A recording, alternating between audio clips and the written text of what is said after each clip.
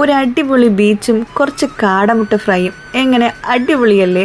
അപ്പോൾ ഇന്ന് ബീച്ചൊന്നും അല്ല കേട്ടാ, ഇന്ന് നമ്മുടെ വീട്ടിൽ തന്നെ ഈവനിങ് ഉണ്ടാക്കിയ ഒരു കാടമുട്ട ഫ്രൈഡ് റെസിപ്പിയാണ് നിങ്ങളുമായിട്ട് ഷെയർ ചെയ്യാൻ പോണത്.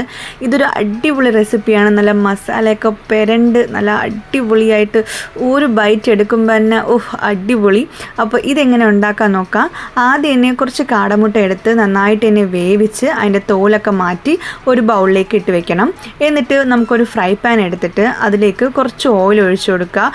1 ടേബിൾ സ്പൂൺ പെരിഞ്ജീരകം, 1 ടേബിൾ സ്പൂൺ മുളക് പൊടി, കുറച്ച് മഞ്ഞൾപ്പൊടി, ഗരം മസാല, കുറച്ച് ചിക്കൻ മസാല, പിന്നെ നമ്മുടെ കറിവേപ്പില, ആവശ്യത്തിന് ഉപ്പ് ഇട്ട് നന്നായിട്ട് ഇനി ഒന്ന് കോട്ട് ചെയ്തെടുക്കണം. നമ്മുടെ ഈ ഒരു മസാലയൊക്കെ നന്നായിട്ട് ഇനി കോട്ടായി വരുന്നവരെ നന്നായിട്ട് മിക്സ് ചെയ്തെടുക്കുക. പിന്നെ നമ്മൾ ഈ ഒരു മസാലപ്പൊടികൾ നമ്മൾ എണ്ണയിലേക്ക് ഇടുമ്പം നമ്മൾ ഫ്ലെയിം വന്നിട്ട് നന്നായിട്ട് കുറയ്ക്കണം, ഇല്ലെങ്കിൽ ഓഫ് ചെയ്താലും കുഴപ്പമില്ല കേട്ടോ.